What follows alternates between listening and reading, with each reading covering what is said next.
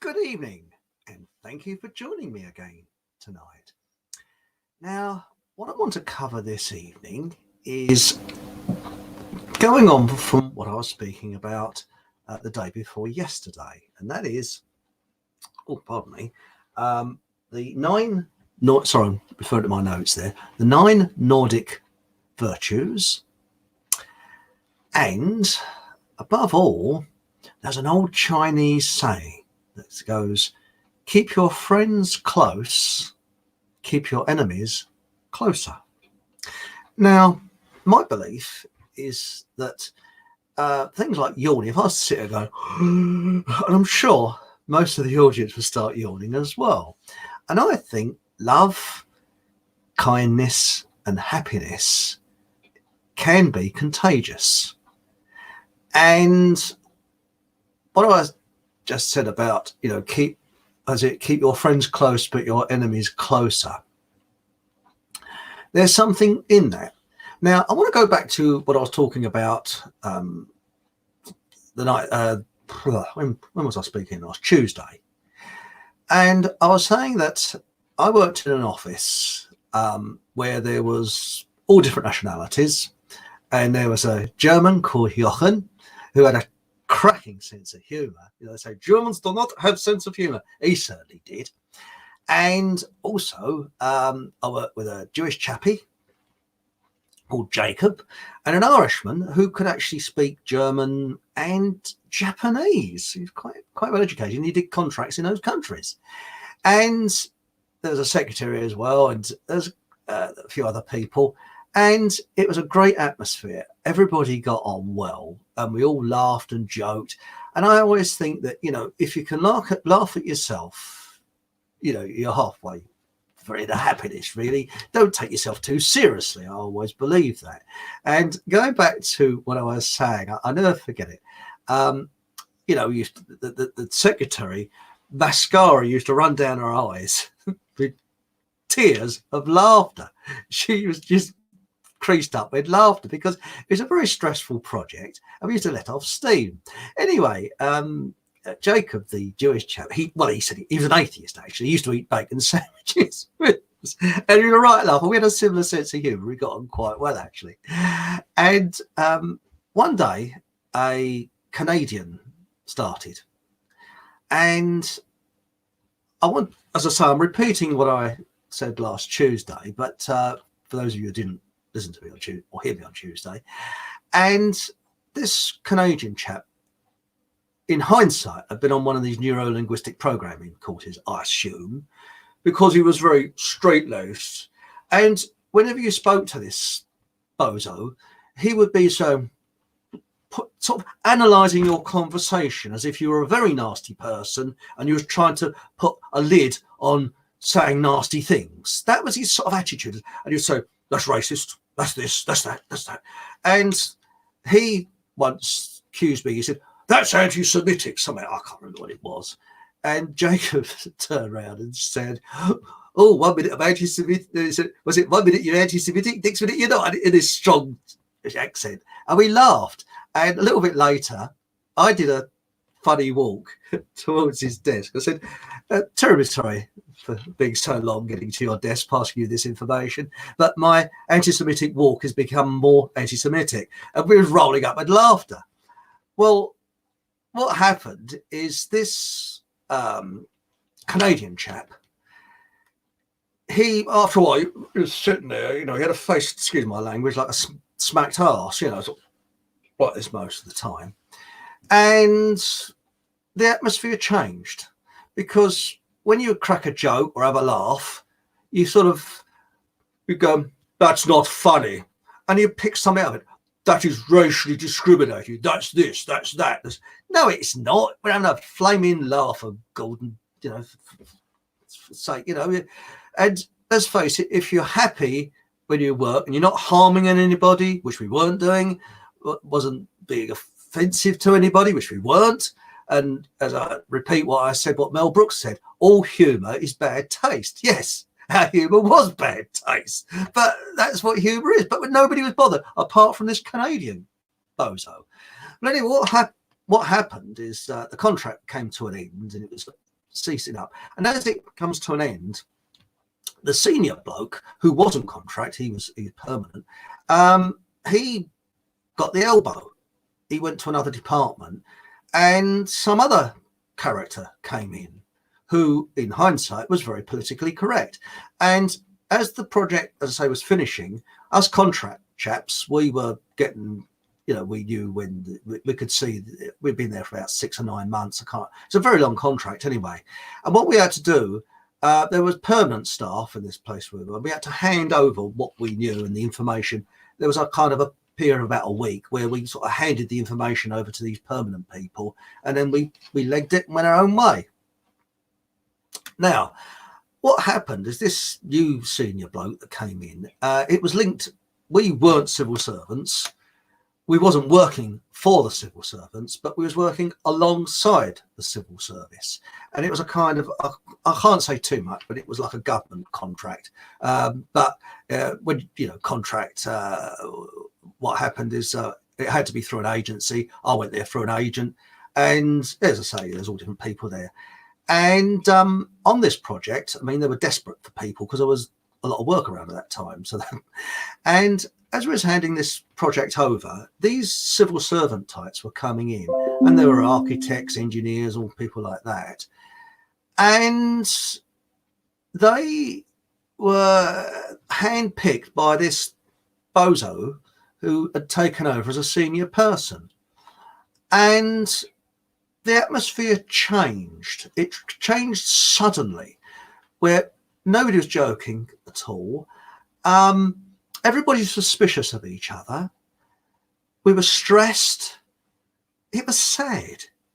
And you would say, you go back 1 month where everybody's happy and jolly. And then suddenly, as these characters started to come into the project and we had to hand it over to them, it became more and more sort of morbid. And you had to watch what you said. And you got this look sort of all the time. And I left it. I went somewhere else. I didn't think any more of it.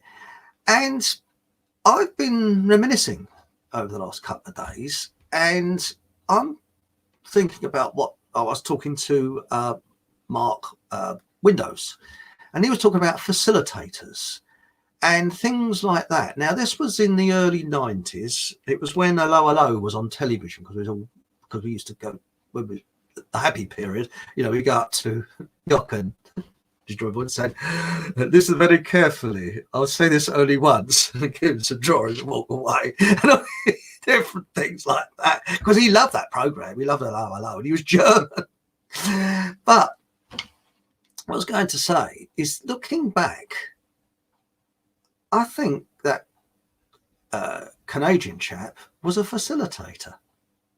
And I think that this new chap that came in, the new senior bloke, who we never saw, he was like a sort of moray ill. He was sort of in his office, but you never saw him. He was sort of disappeared into the background, And oh yeah, that was it. We got an email round. Sorry, no, this was correction, not email. It was, we had computers then, but in the 90s, you actually got a memo round, and it said, I can't remember. I wish I could. I think I saved it, but I can't damn well find it. But it said on the words of, "We do not tolerate sexism, racism, discrimination of any kind, and any something like anything even said in jest will be taken with the utmost seriousness." Something like that. It was sort of, so you knew, and again, that was the early 90s, and it was just starting then, this political correctness. And isn't it funny? It was just after the Berlin Wall came down, when communism moved from the east to the west. But that is something that I was thinking of that today. They were facilitators. It's pretty obvious now, because the change in atmosphere was so much. And I found that projects after that, things started to change a lot in the office. You couldn't crack the jokes you used to, and you couldn't be as relaxed as you were. You had to watch what you said, but why? Why? If you're not upsetting anybody or harming anybody, why do you have to watch what you say and things like that? It's awful. But what I've noticed in society today is everybody is stereotyped. They like to pigeonhole you into little clubs. And have you noticed that there's an obsession with clubs? You're being part of something. Like they say, you're racist. So you're then part of a racist club. And so they can pigeonhole you. Now, when anybody is, I mean, I haven't got anything against anybody. And if someone hasn't got a sense of humour, tough, as far as I'm concerned. I mean, obviously, you've got to be careful, some people, what jokes you say. But I always I've always thought that when I leave a room, I like to leave a room where people are laughing and happy. And my uncles always I had 3 uncles that were comedians. And they always left a room with a joke or something to raise the spirits, make people happy. And happiness is from the inside. It sort of comes out. And I like to make people happy. I think it's a miserable world. It's a sad world. And when I was a kid, I remember I used to watch our flickering black and white television. And you get these po-faced politicians there. So things are very bad and you're going to have to pay more taxes and blah, blah, blah, blah, blah, blah, blah. And as a child, now, I mean, I was very, very young.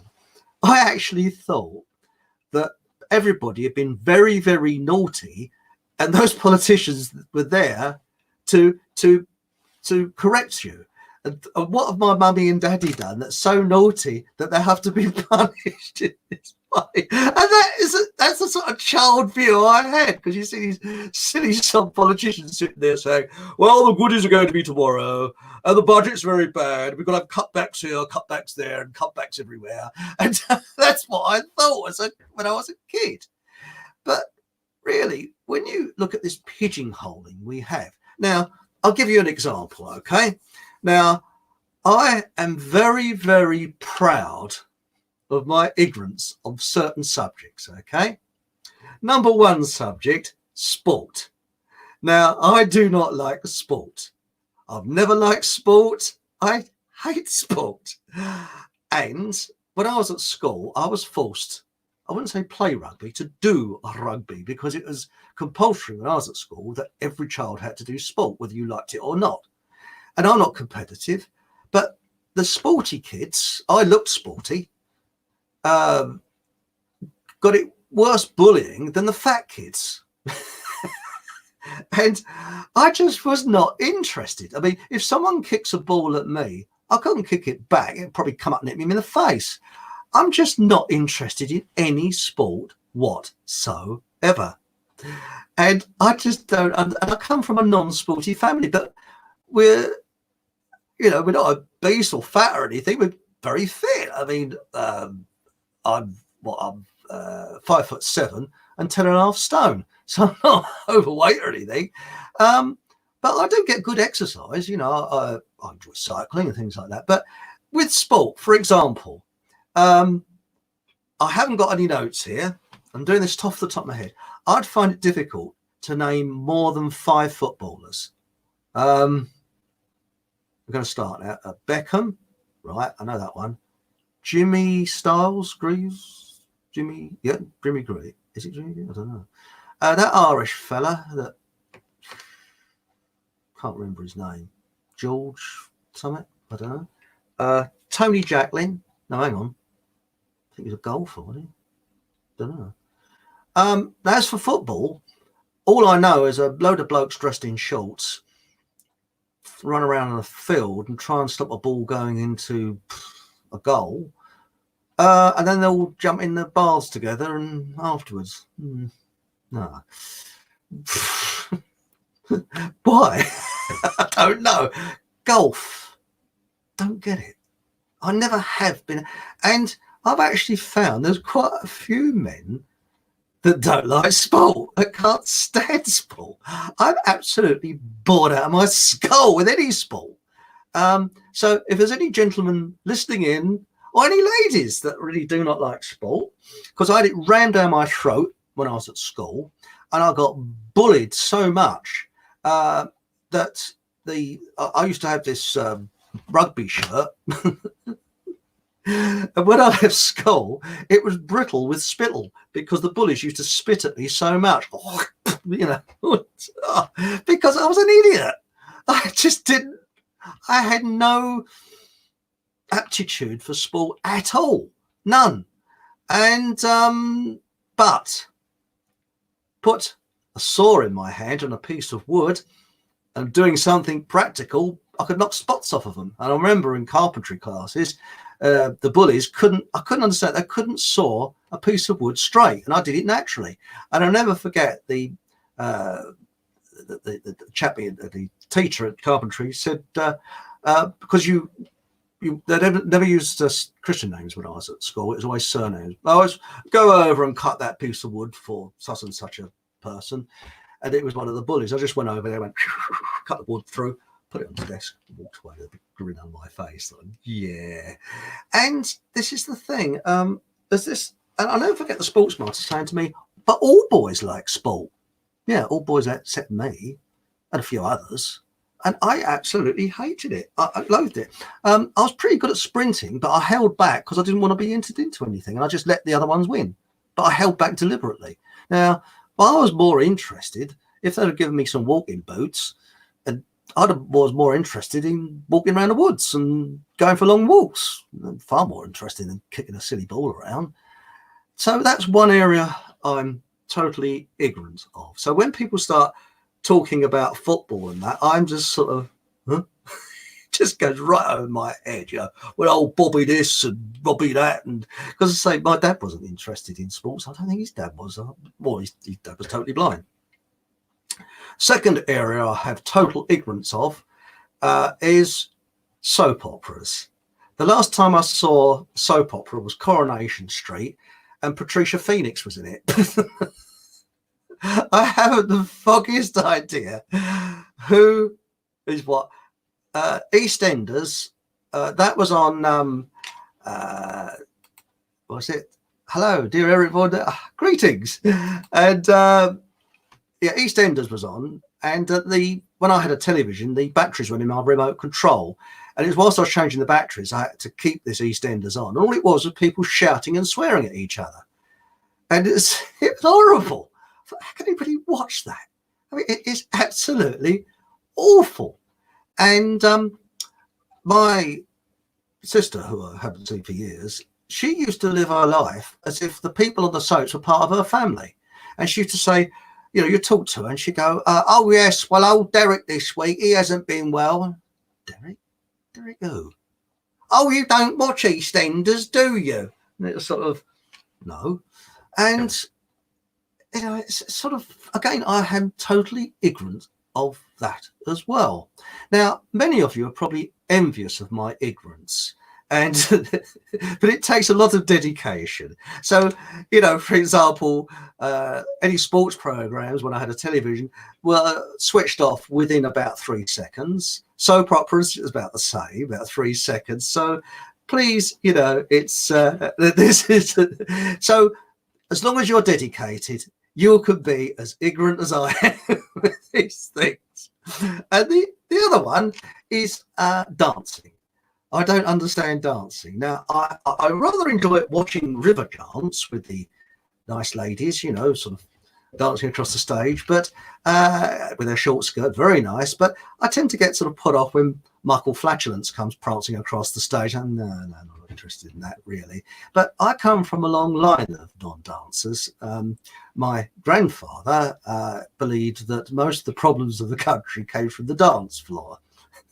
And my father was a very strict non-dancer. He kept his feet firmly to the ground. And he said that his theory was that, and I'm going to upset a lot of people now because I'm going to be politically incorrect. He said it's only ladies and puffs that dance. Oh, I've upset a lot of people now. And I have no coordination. I think it's because I'm left-handed. And every girlfriend I had was a very keen dancer. I'm not. And I was actually dragged along to dancing classes once.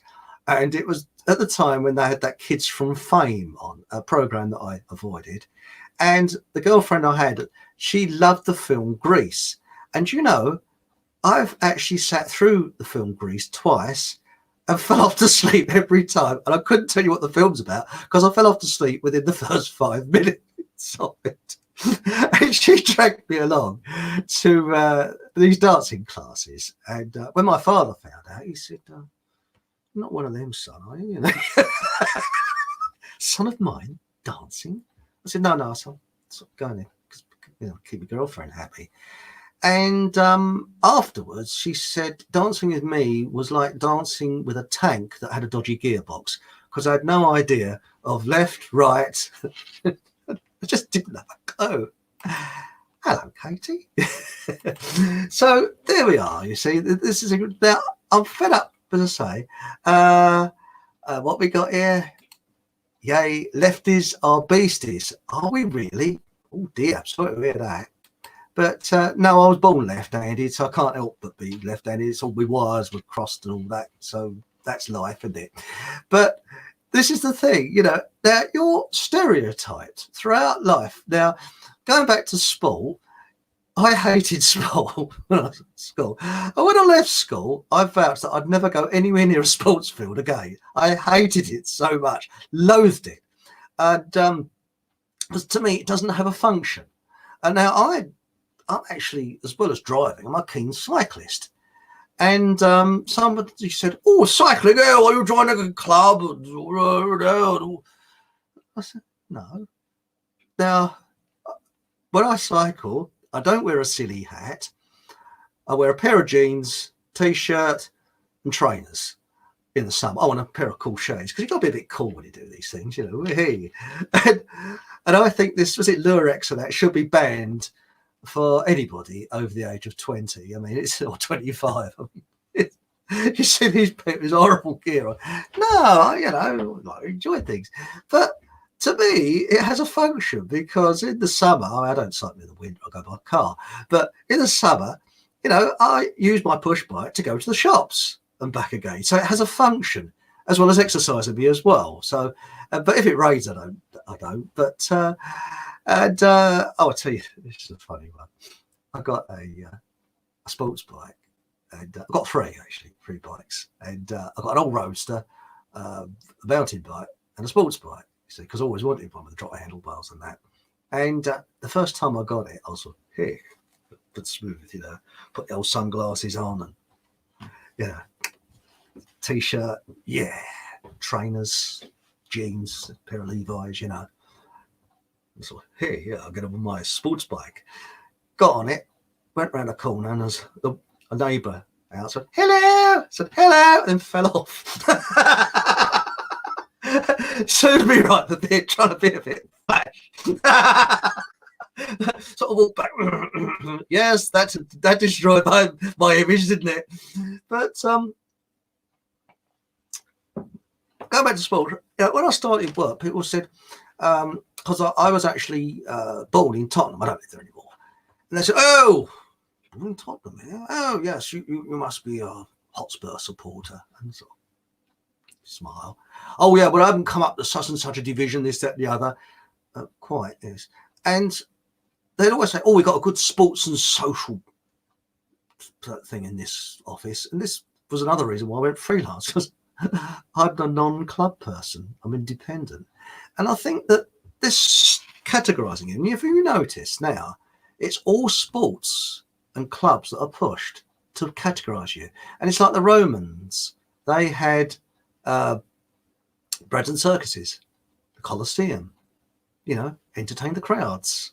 And I've noticed that sport is now, I'm not against, I mean, a lot of my friends are keen sports people. They realize I'm a twit when it comes to sports. They don't, it's very kind of, they don't talk about sports when they're with me, because I'm not sport and I'm not interested in sports. But have you noticed it's crept into the news now? Yeah, I mean, well, I only listen to radio because I've got a television. And to me, sport isn't news. Might be afterwards, but here are the headlines.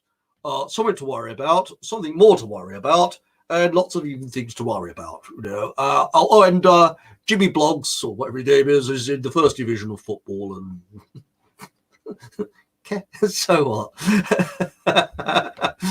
But let's get back to what this is about, happiness.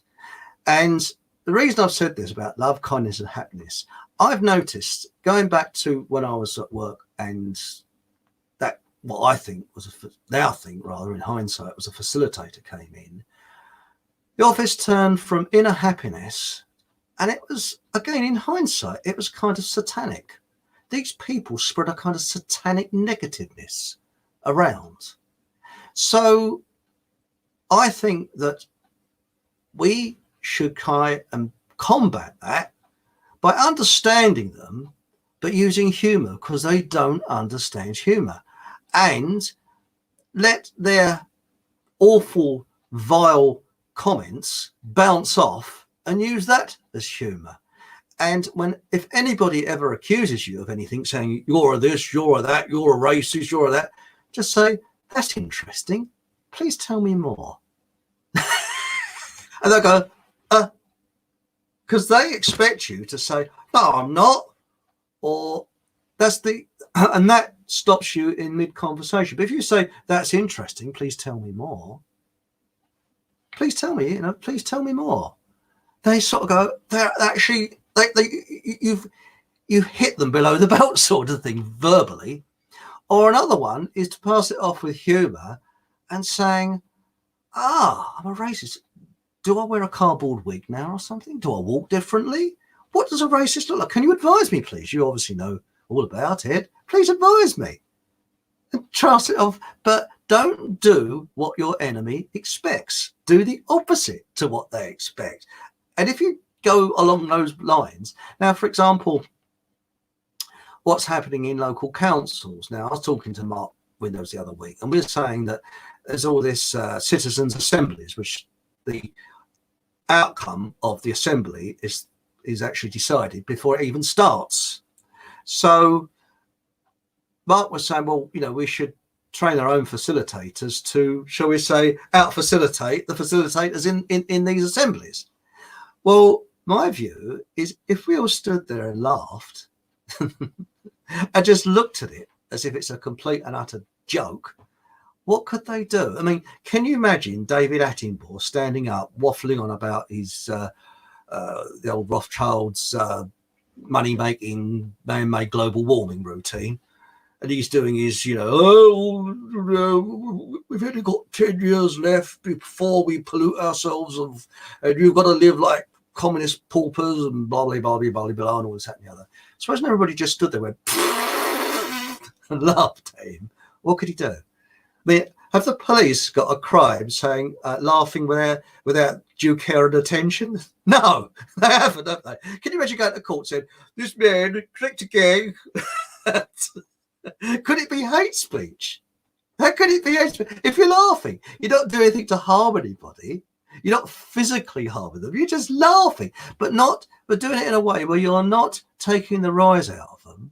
You're looking at them as if they're comedians, and you're laughing at them to help them with their comedian act. So if we look at it like that, and I think that at these council meetings, what is needed is a warm-up artist before the general public go in, so they're ready for a good laugh, because I think that's what it needs, because we got to kill this sort of Satanism. That's what it is like. It's a kind of negativity all the time. And, another thing that happened in this office is everybody started becoming suspicious of each other and not trusting each other. It's horrible.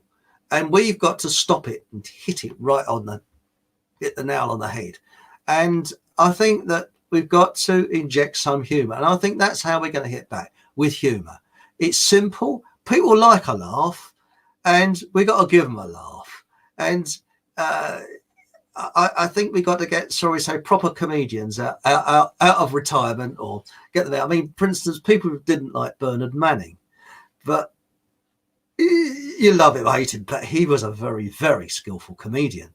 I mean, I remember one of his gags. He was at the microphone. There's a bit of a kerfuffle going on at the back of the room, and he's, what's going on there? Oh, good evening, sir, he said. Oh, with a beautiful woman tonight. Oh, isn't she gorgeous? Better than the old bag you was with last night. But he could read an audience, and there's two things that he did. Apparently, a psychiatric doctor or something went to him and said, I bet you can't make my patients who have got manic depression laugh. And he bet them he could, and he did. That's clever. And he also did a show in front of nuns, and there was not one blue gag, clean as anything, and they were laughing. So that's a clever comedian. He knew his stuff. He knew his art. And we don't seem to have those sort of people now. I mean, what the BBC churn out isn't funny. I don't find it funny at all. I think it's just, well, it can't be funny because it's in front of upsetting people. And as I said, humour is bad taste. That's it. Full stop, end of. And if the people are upset about it, we'll grow some, you know. Tough. And anyway, we got something from Katie here. What we got here? David Attenborough is a Darwinist. He's a bleeding twat as well. Actually, why does he, excuse my language, but why do he always have that expression if he's just, as if he's just put his finger through the toilet paper? Have you noticed that sort of? So, and you know, and it always gives me the impression of being out of place. He looks like the office worker that's just been called in at the last moment. When he was with those gorillas, now he wasn't the first to sit with gorillas. Johnny Morris was in a zoo. He actually sat with a mother gorilla that just, well, she had a baby, and she handed the baby over to Johnny Morris. Now, I think that's pretty dangerous, because when an animal's had young, they're very protective of the young. And but they must have known what they were doing. And he was sitting there, you know, having a lot, but sitting there with this gorilla. So he was long before, Johnny Morris was long before David Attenborough. And I've noticed a lot of these people now, like this Chris Packham. He looks out of place. He doesn't seem the right type of person to do the job. Now, you know, if you remember people like Jack Hargreaves, he looked part of the country. He looked the part, even though he was actually born in North London. He wasn't born in the country, but you would think he was. You know, the pipe and the hat. He just looked the part. And I think that bloke, Australian chap, Irving, he looked the part as well. Unfortunately, he got killed, didn't he? Which was sad. And why he sat down looking at those snakes, I just don't know. But, you know, he did look the part. He had the shorts and the business. But David Attenborough just looks totally out of place. Always has done. And, you know, it's like Desmond Morris. I don't know if anybody remembers Desmond Morris. Well, one of my earliest memories is when they had a giant panda in London Zoo, and they tried to get it to mate. Now, I was very young at the time, and we had this flickering black and white television. And there was Desmond Morris with a sports microphone, with this sort of funny hat, you know, those sort of deer trappers hats on, giving a sports commentary of what was happening. Yes, Choo-Choo's coming out now, and Anne's going in. And even as a child, I was almost doubled up with laughter. I thought it was funny. I thought it was hysterical. And, you know, he always looked out of place. I mean, I'm not being personally offensive to these people, but why is it now we've got people that are, I mean, Brian Cox looks like the sort of educated twit that you try and avoid in the office. You know, the know-all that knows everything and knows nothing, you know. Where do these people come from? I just don't know. It's odd, isn't it? It's very, very odd. Anyway, it's about time I change the subject. So what I was talking about the other night and going on with this, which I'm sure people in chat might be interested in, is the 9 Nordic virtues. And why isn't this taught in school? And these are, I'll repeat again, the 9 Nordic virtues. Number 1, courage. Good. Number 2, truth. Number 3, sorry, I'm reading this out, honor. Number 4, fidelity. Number 5, discipline. Self-discipline. That's the greatest discipline of the lot. 6, hospitality. 7, industriousness. Remember, it's Nordic. 8, self-reliance. That is very important, self-reliance. And 9, perseverance. Now, I think most people like to. I like to live by those rules. I didn't even know about them until a couple of weeks ago. But anyway, we've got Monty Mole. Hello, Monty. How are you? And they will always toe the line and keep with the narrative.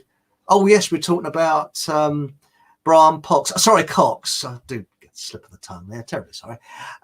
They will always toe the line and keep with the narrative, so they are safe in their jobs. You're spot on there, Monty. Yes, they're yes men, aren't they? Really. I just don't get them. I really don't, because Attenborough reads the script, doesn't he? So, here we are. We've got these penguins here, and they do this. And actually, I don't like. Well, I haven't had a television for 10 years, but when I did, I didn't really go much on his. Well, I didn't like him doing the commentary. I think that David Irving, not David Irving, it's this story, but that Irving chap from Australia was better than him. And Bush Tucker Man, now he knew his stuff, and he could actually speak. I believe he could speak to the Aborigines in their own language. I mean, you know, he was brilliant. He was Bush Tucker Man, and we got Katie. What is Katie?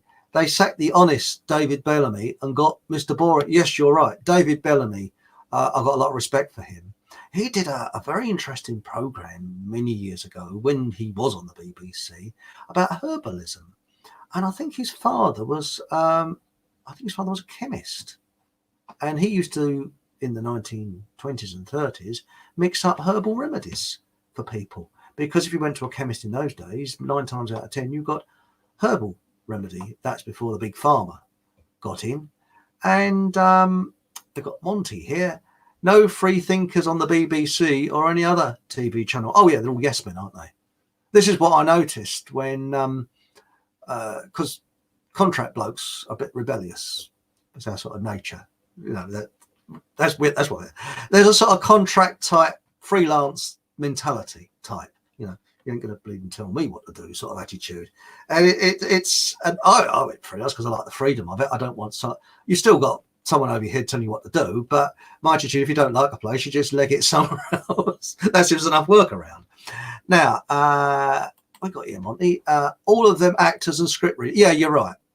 You're right. I think Attenborough reads the script like that Greta Fartberg or whatever her name is, and that's right, Monty. Steve Irwin. That's the name, Steve. I always get the first name wrong. Steve Irwin was a genuine guy who was also great to watch doing his thing. But who remembers Bush Tucker Man?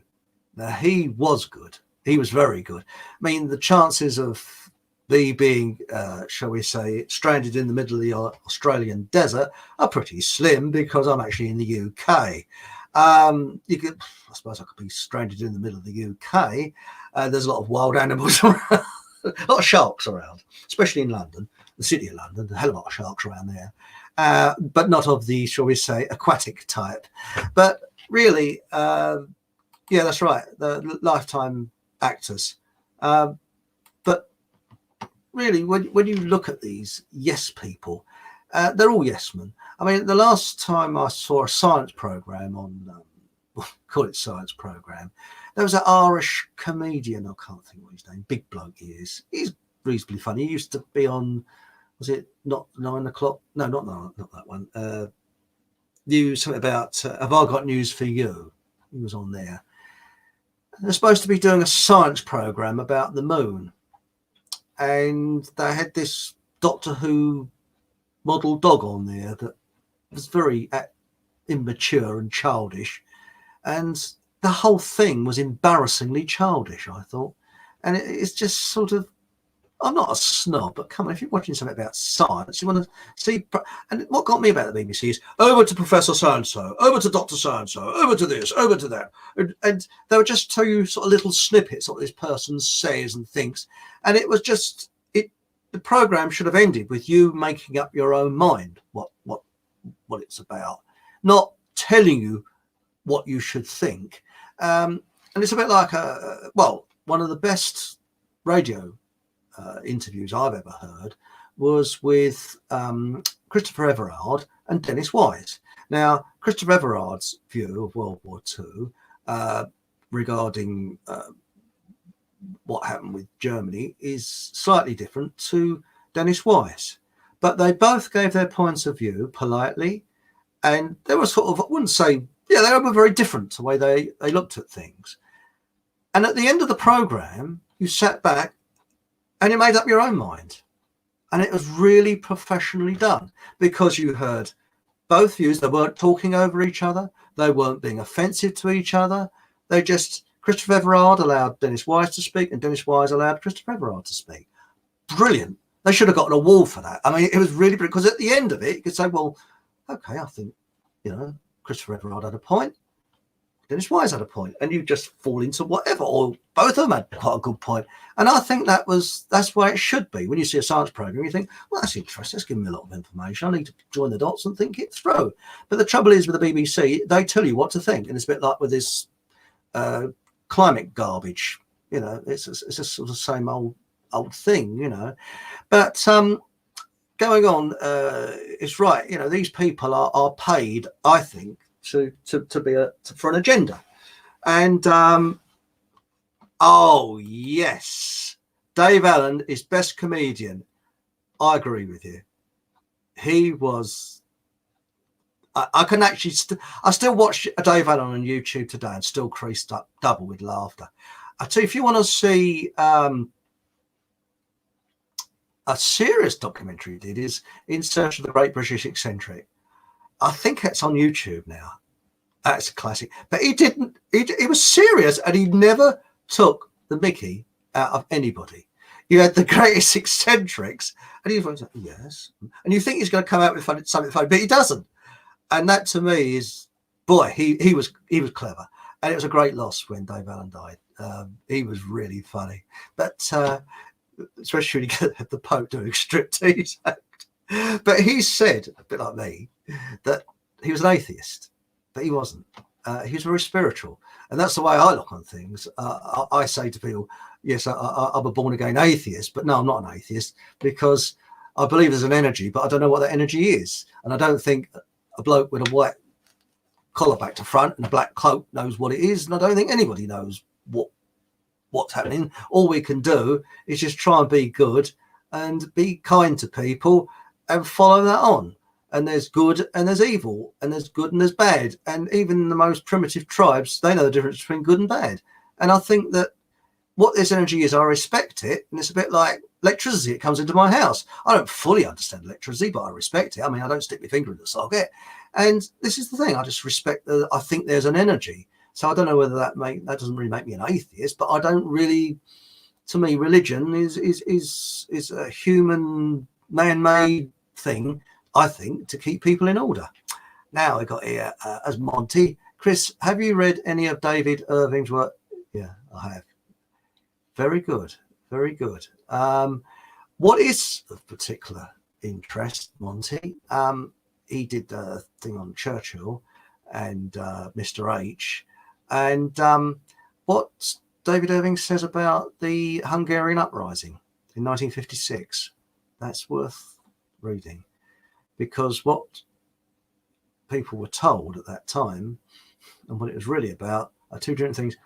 I'll leave it at that, I think, because I don't want to be booted off of YouTube. So I'll just leave it at that. But just look into, he's a very, very good historian, and he was taken apart, but he's gone back on a lot of what he said now, because I don't know whether he's been threatened or not, I don't know. But he certainly knew his stuff, and there's a lot of his stuff on YouTube. It's very interesting. War is a terrible thing, and innocent people get killed, and I'm always on the side of the innocent person myself. But what annoys me is when people make a lot of money out of things, on minority make a lot of money out of things and hype things up. And I won't say any more than that. But again, I'm always on the side of the innocent person. Yes, he was. He was a true legend. I do not have that book, but I know what you mean. Yeah, it's interesting. And he was, well, he still is a true historian. I mean, he's been to prison and everything else. And this is something I just can't get my head around, how you can be sent to prison for a thought crime. That's straight out of 1984, a thought crime. Yes, I urge anyone to watch his talks. Yes, it is very good. I notice he's a lot freer with his tongue when he's in America. So it's not a good idea to look at his talks that he did in America, because he's a little bit freer, because they've got the Fifth Amendment out there. So you can be a little bit more open with what you say. But in Europe, he had to be very, very careful. And yes, agreed. That's right. There are some excellent historians around. And the other thing he did is he spoke to the people. He went up to the people and talked to them and that. Regarding 1945, whether Mr. H survived or not, the jury's out on that one. I don't know, but does it really matter? 75 years have gone since then. Some people say he did, some people say he didn't.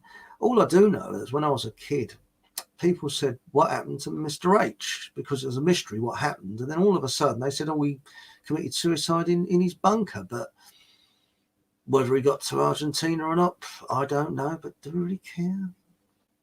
75 years? You know what I mean? I think that's something, unless they dig up a corpse somewhere and match the DNA, which that is not 100% true. I think it's one of these mysteries we will never, ever know the answer to. David Irving,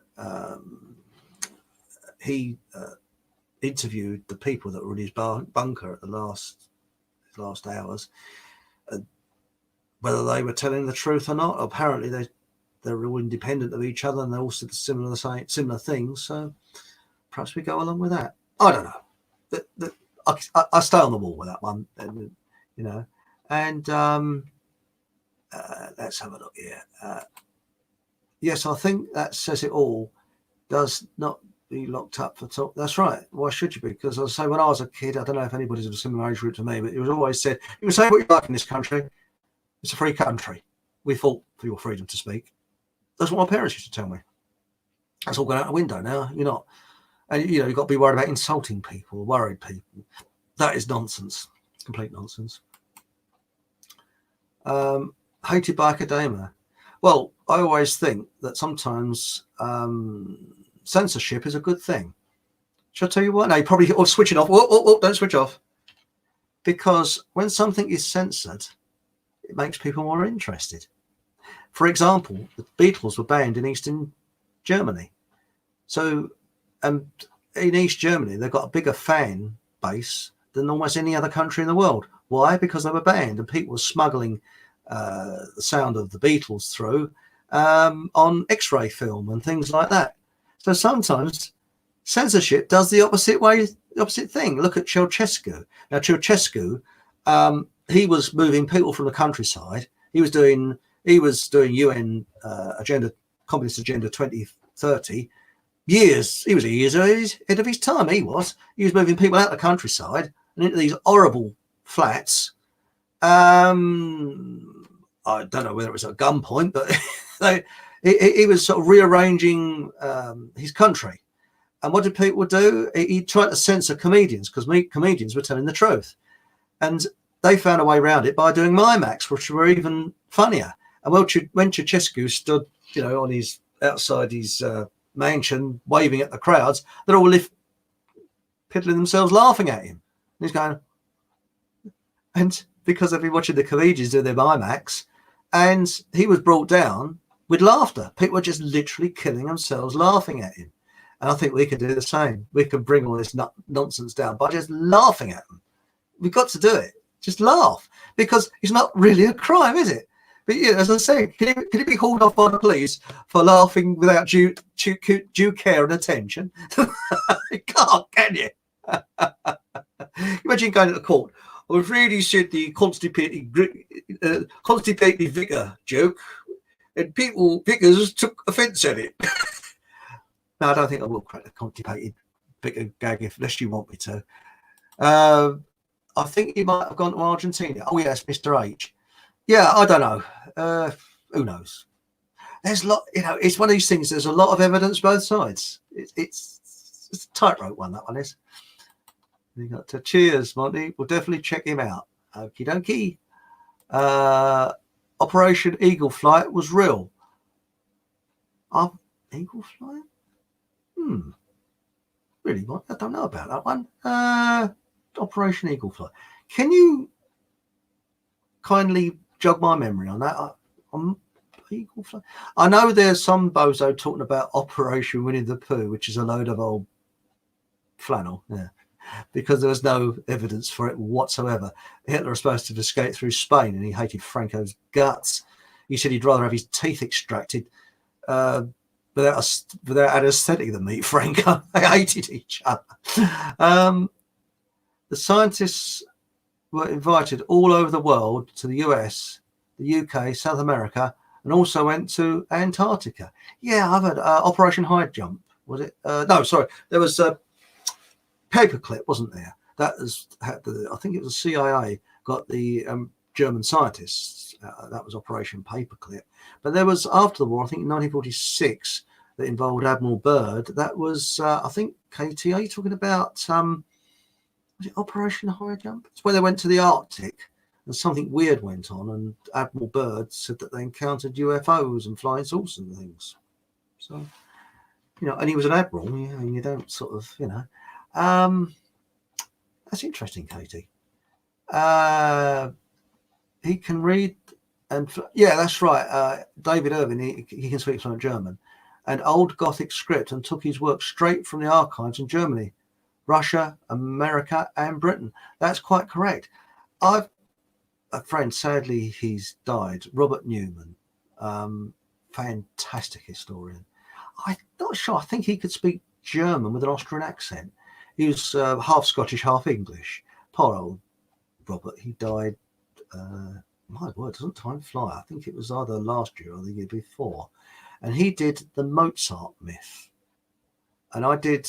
I got, I think, about 2-hour recording. I did a radio interview with old Robert, and we got on really well, Robert and I. And yeah, shame he passed away. And his knowledge, and he reckons that Mozart, putting in a nutshell, was average. He didn't write the music, because if you listen to Mozart's music, it's all very, very different. I mean, I love Mozart's music. All very, very different as you listen to it. And he reckons that the Austro-Hungarian Empire was losing war after war, and they needed something to put themselves on the map. So they made it Vienna, the city of music and culture. And really, Mozart was a bit like the Spice Girls of, well, just sort of hyped up, but he was average. And I think he only wrote one piece of music. And Robert, he really, really knew his stuff. He really thoroughly studied it.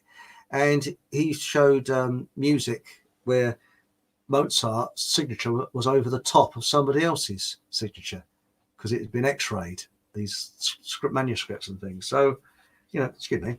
And it was very, very interesting. He was also on Red Ice Creations. I don't know whether that recording that they did with him has escaped, because I know that they were cyber attacked, Red Ice Creations, but he did an hour on there. But I've still got the recordings. They're on my website, Fockham Hall, www.fockhamhallradio.com, and they're still on there, and it's worth listening to, because we called it, as I say, it was the Mozart myth. So, good old Robert, and he did a fantastic job of that. And I agree with him. And he reckons that a lot of these, because he was a music historian, he believed a lot of these composers were average. And he also looked at Einstein, who worked for a patents office. And he discovered that the theory of relativity was discovered in London in 1870s. That was Robert, and he knew it chapter, line, and verse. And shall we say, another person that's been, Einstein, another person that's been hyped up, allegedly, I believe. Now it's got here, UnitetheClans. Oh, hang on a minute. What we got here? How interesting. I'm not too familiar with his work. I guess that's David Irving. Thank you for the background. I trust your recommendation. Always thirsty for truth. Appreciate it. Oh, thank you very much, UnitetheClans. Remaining loyal to the Führer, Mr. H, he began planning for the future and called a secret meeting with German business leaders in Strasbourg to gather the necessary financial resources to fund. Interesting. Such an ambitious venture, yes. They went to Antarctica from the middle of the war onwards. Yes, I know there was an island where I think it was about 15 meteorologists, German meteorologists, went during the war. And as Germany was being defeated and pushed back, they had a lot of supplies on this island, so they're perfectly okay. They couldn't get to them. And they surrendered in 1946 on this island. And the Allies found out they were there. These poor sods are on their own, on this island. Sort of.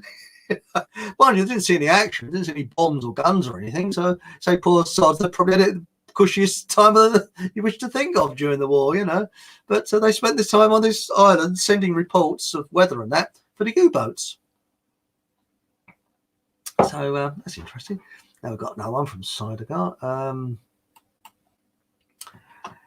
He set up more than 700 front corporations which he used to spirit away money, gold bonds, copyrights and patents. None of this was detected by the Allies. Didn't know that. I'd like to learn more about that. I know that, this is the trouble with, well, most wars, was it the first, was it the first victim of war is truth, isn't it? So we just don't know. Thank you. I would not direct anyone to stuff I have not double checked, and the truth is never what we are told. So true.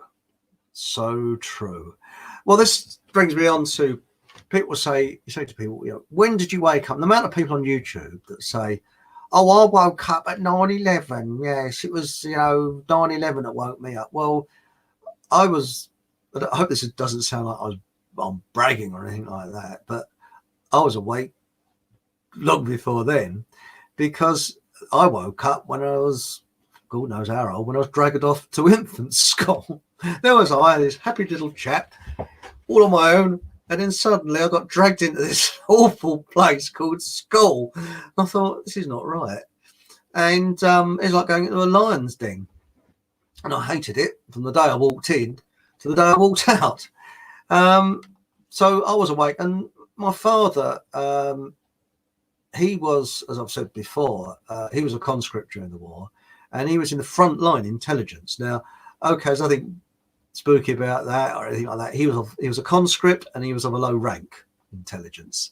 But they were picked because they're, shall we say, a little bit brighter. They were a lot brighter than the average squaddy. And the funniest thing is when Montgomery came to speak to them when they were in Italy, and he didn't see intelligence on their shoulder bands. He started talking to them like squaddies, and they're giving him right remarks, and the senior ranks were laughing and turning a blind eye to it because they hated Montgomery as well. And that is a big myth, that he was loved by the troops. No, he wasn't. He was hated. So was Urquhart. Urquhart wasn't very well. Right. We got here. He was funded by Western money long before World War II. Oh, we're talking about Mr. H. Yes. Big corporations did back Mr. H, but then he abolished usury. and printed his own debt-free, but there's the Reichsmark and the Deutschmark. I know, because I've got both notes and originals. And I think it was the Reichsmark was used for internal reason, meaning, so if you actually went to Germany, you would use local money, which was the Reichsmark, and then for international, it was the Deutschmark. And because he told the bankers what they could do with their international usury and things like that, he kind of used them, and I wouldn't say abused them, because that's, let's face it, the banking system is international fraud, well, international gangsters as far as I'm concerned. So what he did, he used them, and then he told them to get stuffed. And that's why up until about 1938, Mr. H was the darling of the press, and then he became an evil monster overnight. Because do you know who got Time Man of the Year award in 1938? Mr. H. Do you know who was featured in Homes and Gardens magazine in 1938 as well? Mr. H. And then overnight, bang, he became an evil monster. Why? Because he told the banks what they could do with their usury scam. That's it. But I'm just talking history. It doesn't mean to say I'm a goose-stepping whatever. No, I believe in real history.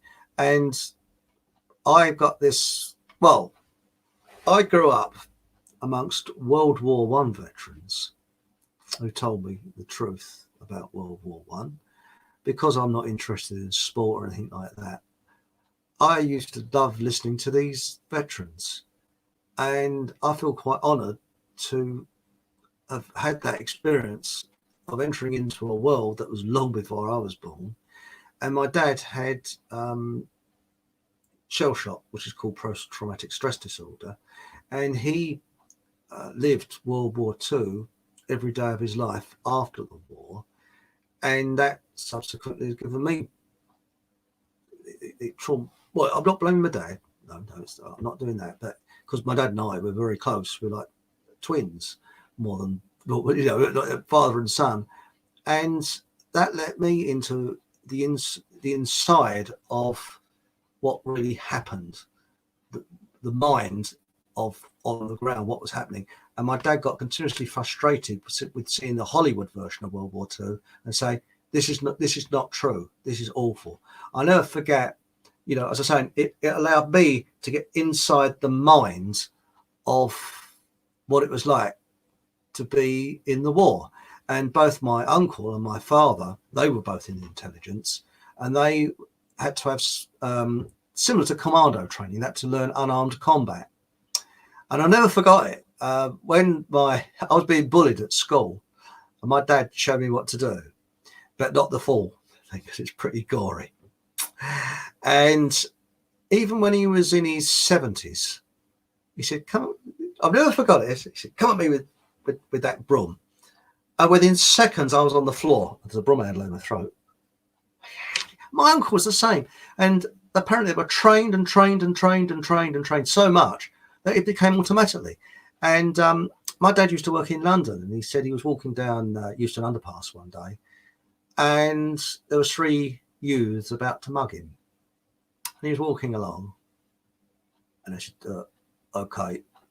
And my dad stopped, paused slightly, and they looked him up and down. I mean, that was when he was in his 50s. He was a pretty fit bloke.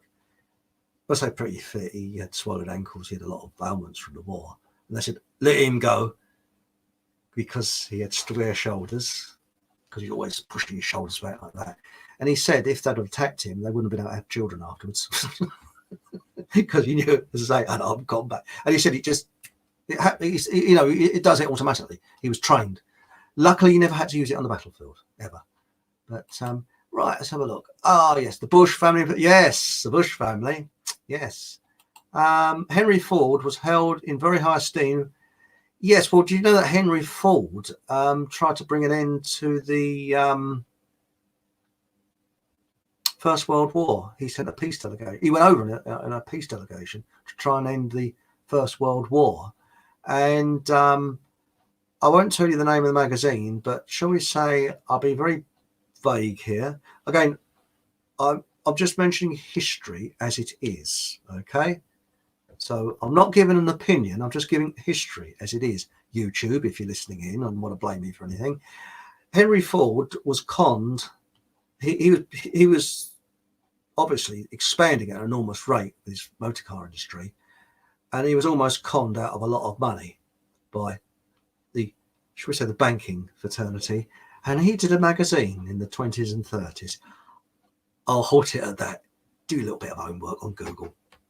All right. Well, not necessarily Google. Go. I think it's called DuckDuckGo. Don't do it via Google because you won't find much. And don't go by Wikipedia. Find out. And he did an interesting magazine. That's all I'm going to say. I think once you look it up, you find it interesting. Okay. Wall Street and the rise of Hitler by. Yeah, I don't know about actually, Monty. Yeah, I've read Anthony C. Sutton stuff.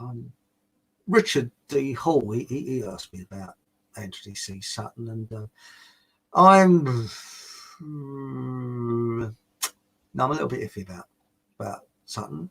Again, I always say I could be wrong, so I never say 100% on this.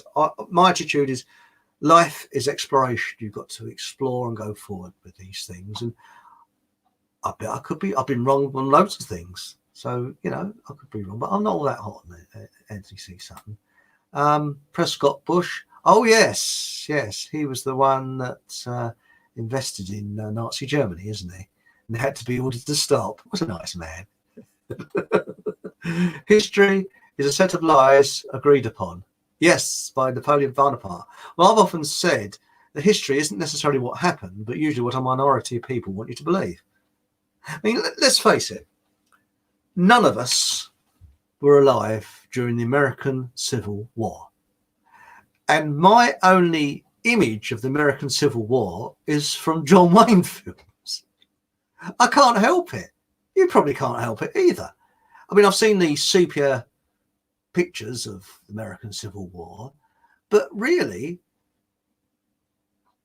that's the only way I can visualize it. From the John Wayne films, it's probably 100% wrong, but because we weren't there, I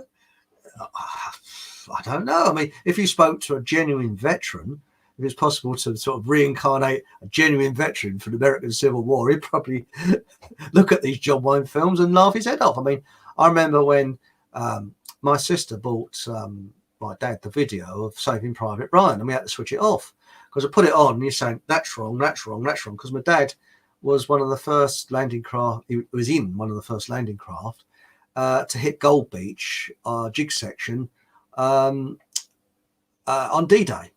And they were adjacent to where the film Saving Private Ryan, which is a fictitious film, I hasten to add, was depicted. And the Americans went in half an hour before the British on Gold Beach. And of course, they gave the game away. So that when my dad was saying that as the landing craft was going in, they could hear the bullets were going ting, ping, boom, boom, bouncing off the front of the, which was steel platform. And of course, when they came out of the landing craft, they went straight into deep water and almost drowned. But my dad was saying that the film Saving Private Ryan, where you get them shouting orders at each other, you couldn't do that because it was so loud. Most of the chaps had deafness problems afterwards because it is so loud, because they're being absolutely bombarded. And there was tracer bullets going everywhere. And when he saw the Saving Private Ryan, he said, no, he said, you see the Americans with their chin straps undone. He said, no, they had them done up. You had to, because you'd lose your helmet when you go into deep water. So everybody had their chin strap done up. I mean, they were absolutely bombarded. My uncle, who was, to say, my dad's friend, and my dad married his sister, my mum later on, he was in sort of, they got to the shoreline and the whole beach was being pounded, absolutely bombarded. And my uncle was sort of deep, and his hand kept touching me. He said, get away. He's kept pushing it away. It turned out to be a corpse that was heavily blown up. I'd been in the water for about an hour. And the way they got off this beach, because they were frontline intelligence, they had to go ahead, and they had to actually, they knew there was a minefield, and they had to go, the Royal Engineers, before the Royal Engineers got there, in fact, try and find a way through this minefield, and it was so heavily bombarded, they ran across it. There's live mines. But what they didn't know, that only 1 in 6 mines was live, because the RAF had bombed the trains carrying the detonators. So my dad reckons he may have trodden on one, but it didn't go off. So, you know, because as I say, only 1 in 5 was live. But what they used to have to do is get an entrenching tool and just dig round gently. But of course, you didn't have time to do that. So what they did, they just carried the markers, ran with these, I think they had tape or something, so that the following troops could then follow through the trail. But, you know, they could go along like a pathway. They knew they were safe. But did you know that there was euthanasia during the war, because my father's lot were due to be wiped off the face of the earth in order to create a foothold for the following troops, because Montgomery, you can find that in the official writings, that he didn't expect the 231 Brigade, Devonshire Regiment, 2nd Devons, to survive. And they did, otherwise I wouldn't have been here. But the people that went in the front wave were unfit, totally unfit. And they were literally patched up as cannon fodder. I won't go into that now. If you're interested, I might tell you, but it's quite a long story. But there's a lot of hidden facts. So here we go. Right. What we got here? Same here, Chris. School was the start for me also. I hated it and did my own learning. Yes, that's right. In fact, I used to avoid sports day near the end of my school days when I was about 14. And 14, 15 and that. And I used to hide in the library, and there I started reading up books about the Russian Revolution and started to teach myself about communism. But the books in those days about communism were all very structured, and it's only since the Berlin Wall came down that we found more about it. And the more I found out about communism, the more I hated it and realised what it was really about.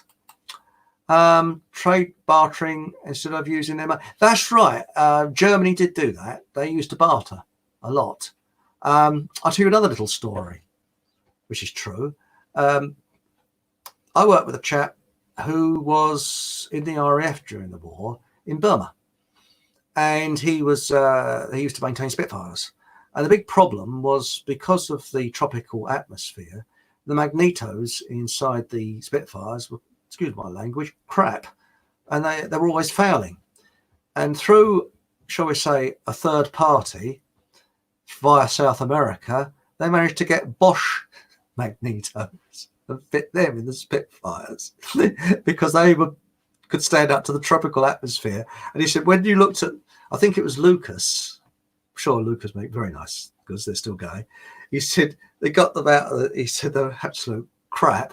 They got the Bosch magnetos, shoved them in the Spitfires, never had any problems with them. So the Spitfires in Burma had Bosch magnetos in them via South America. Interesting. We need the Bradbury pound as used last century. That's right. Bradbury pound was introduced by, off the top of my head, Lloyd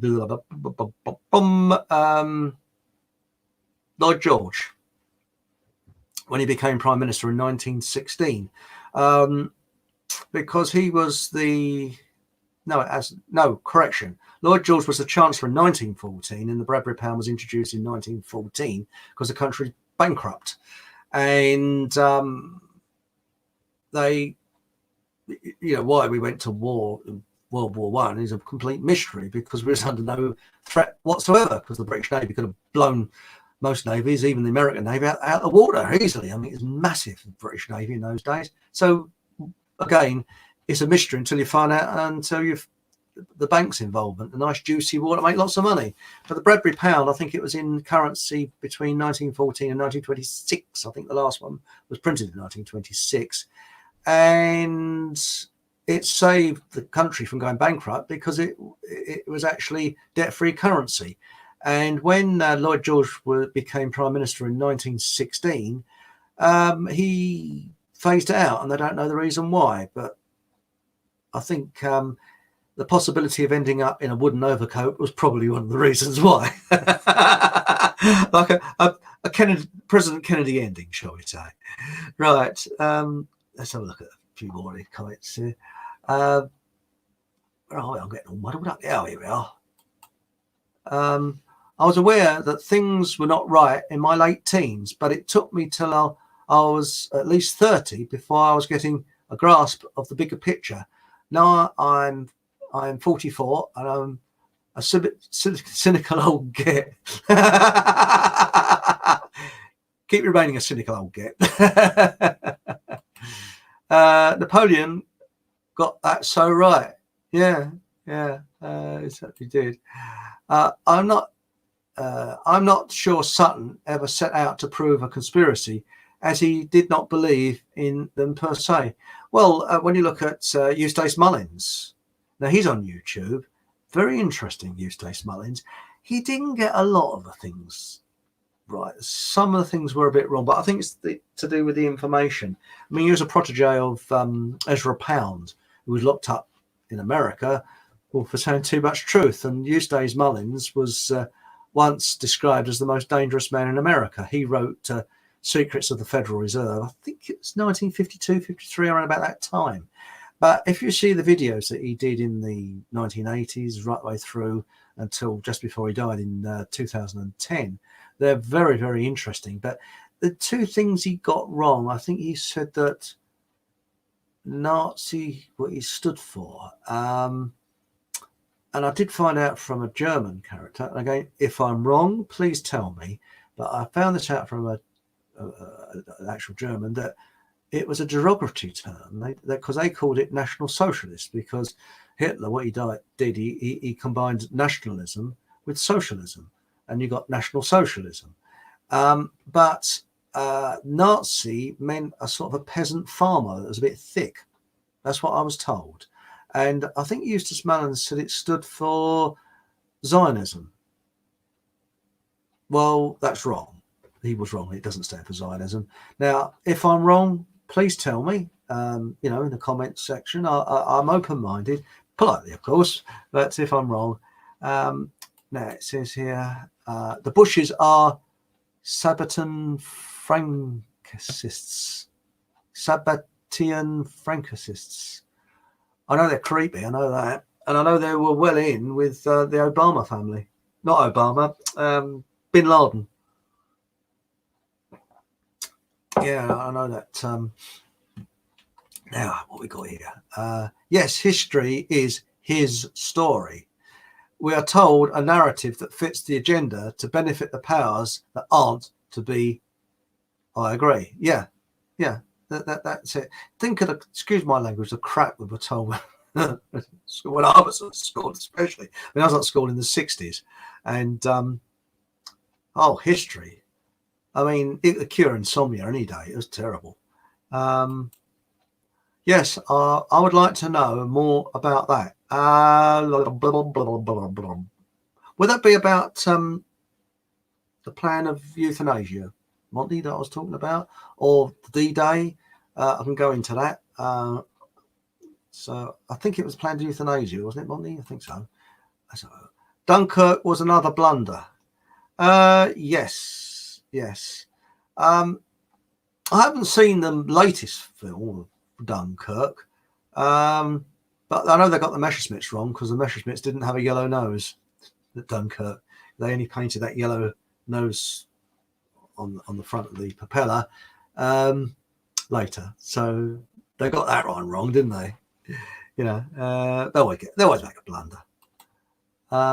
It was only because Mr. H was such an Anglophile, and at that point still hoped we would join them to fight the Soviets. He allowed our boys to get back home. Yes. Well, do you know, now I don't know whether I'm going to get kicked off of YouTube for saying this, but the Soviet Union, and it's now an official thing. Hang on, I'll keep that up there, Monty, because it's like a sort of leaf in the page. I know where I am there, because there's loads of other comments down here I've got to read out. I don't want to miss any. It'd be rude to do that. But it's now, it's in the Russian records, apparently, and there's Russian historians that have mentioned it as well. That the reason Germany attacked Russia, Operation Barbarossa, was because Russia was about to invade Europe. And the German generals said, if they invade, we can't hold them. We've got to attack. Because their weaponry was for an offensive, not, shall we say, to defend themselves. And that's why their tanks were useless, because they were made at that time. I'm not talking about the T-34, but they had tanks that were for an offensive. And their troops were trained as an invasion force. And the plan was for the Soviet Union to sweep through Europe and take Europe, including the Great Britain. And if that had happened, we wouldn't be here now, would we? So, in a strange sort of way, perhaps the Weimar, well, I've got to be careful what I say, but join the dots. But no, apparently the reason Operation Barbarossa went so wrong was because there was heavy rain, which delayed it, and Hitler had dysentery. And that's according to David Irving. And they went late because they should have gone much earlier. But they knew that because it had such heavy rains, I think it was 1941, was it? Operation Barbarossa? Or 42. You have to Google that one. But if they'd have gone early, yes, they would have probably beaten the Soviets. And because they planned to do a blitzkrieg and go straightway through to Moscow.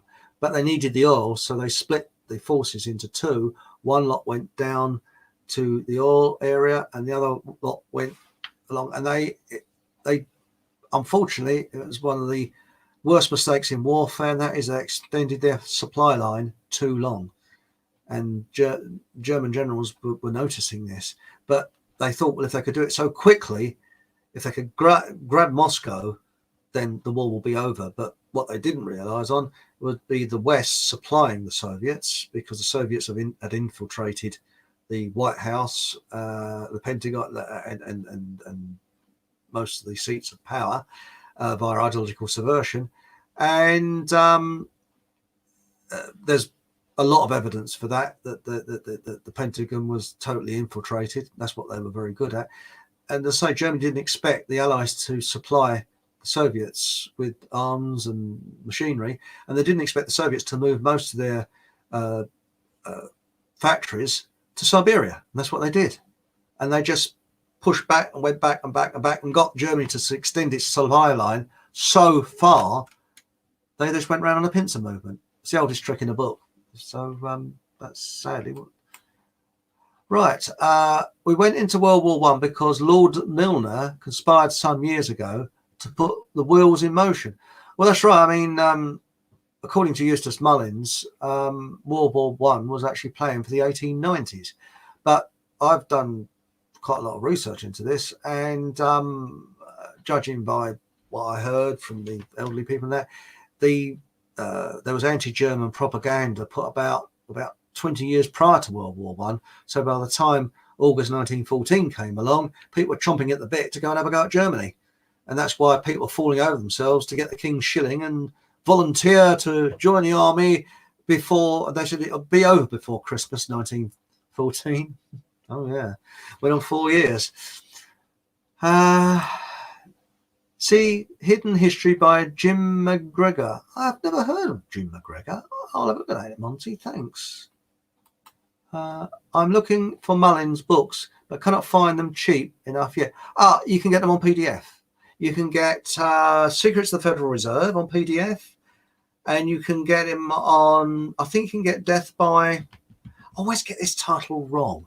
I say it's Death by Injection. I think it's Murder by Injection. Not sure. But that is a really good book, and you can read that on PDF as well. You get it free of charge. He also did a video on it where he was on a television program, and that's on YouTube. You can see Eustace Mullins. In fact, YouTube won't speak too quickly, but they haven't booted him off YouTube. So, when Eustace died, I was really upset about that. We lost a very good, historian there. Yes, it sure wasn't the shooting of Franz Ferdinand, despite what is. Oh yes, it wasn't Franz Ferdinand. That's I once saw graffiti in a toilet once. Somebody had written Franz Ferdinand found alive. World War I, a mistake. Sorry. Somebody obviously reading the history. But yeah, I mean,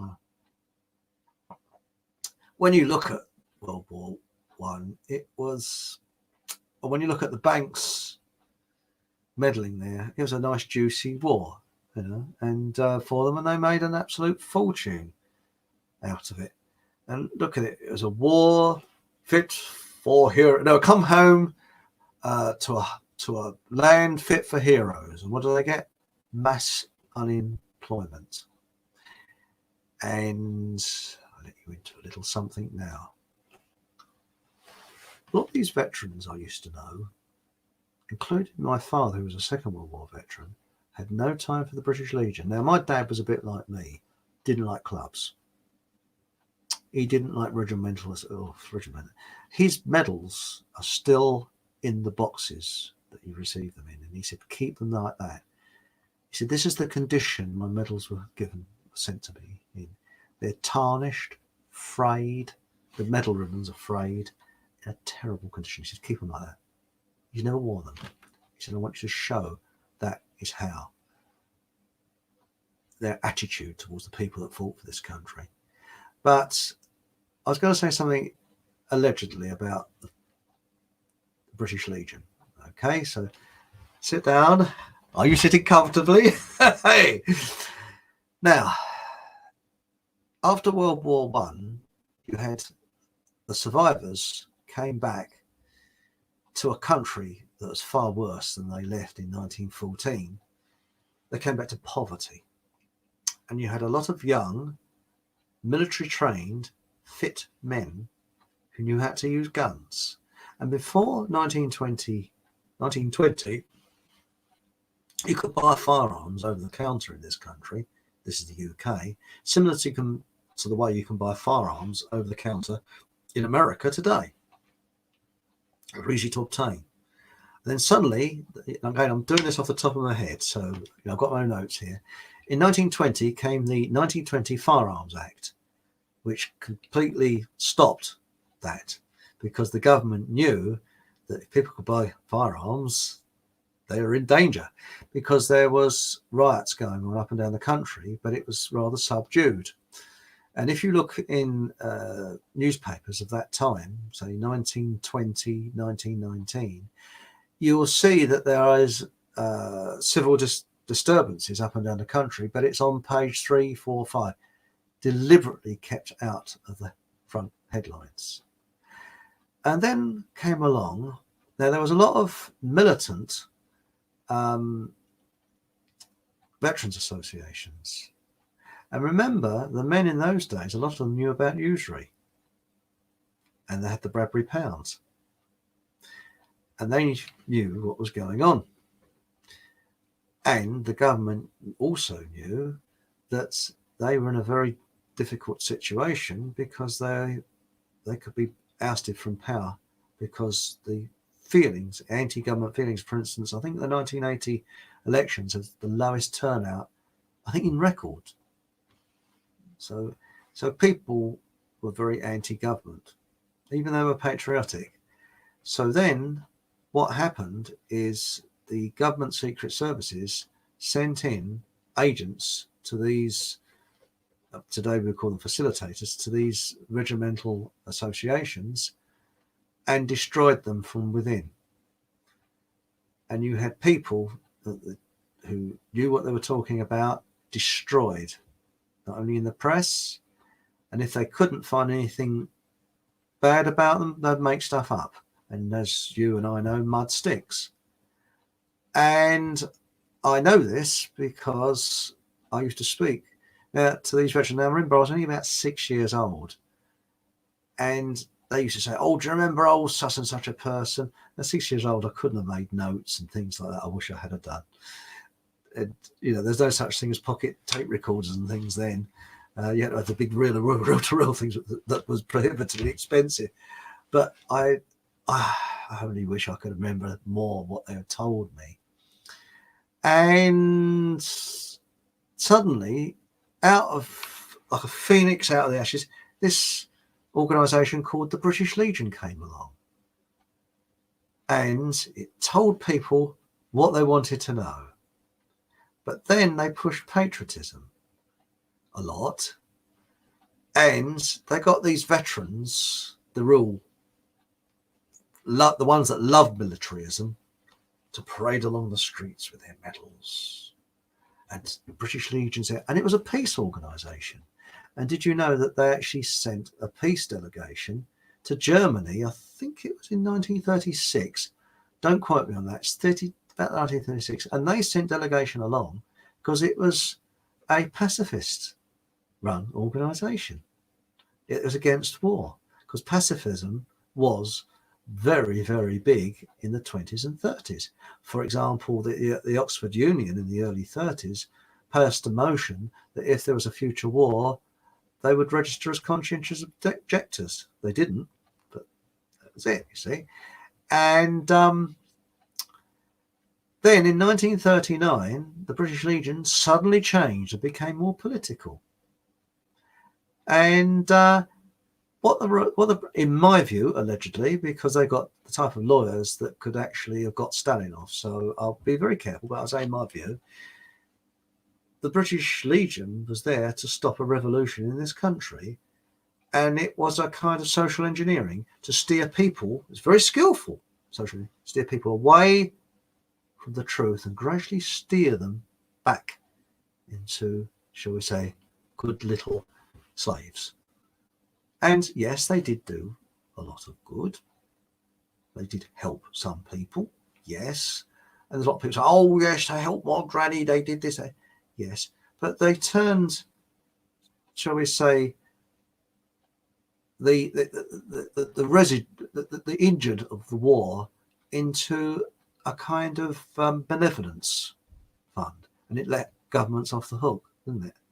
Because what they are very, very quiet about is the government-directed pensions fraud.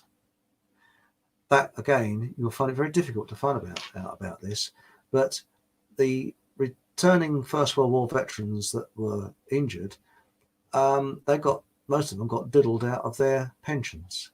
For example, my granddad's brother was on the Somme during the First World War, and he went in with perfect hearing, and he was buried alive. And when luckily, friends saw where he was, they managed to dig him out, and he was stone deaf from that day, but he started to carry on, even though he was stone deaf. And the medical board after the war stopped his pension because they said, "Oh, he would have gone deaf anyway." And then they said that he was deaf when he went into the war, and it said on his certificate, A1 fit. And they were just lying all the time. And the same happened with my father. My father had swollen ankles. He got a 25% disability pension, and that was stopped because they said that his shell shock was brought on by his childhood.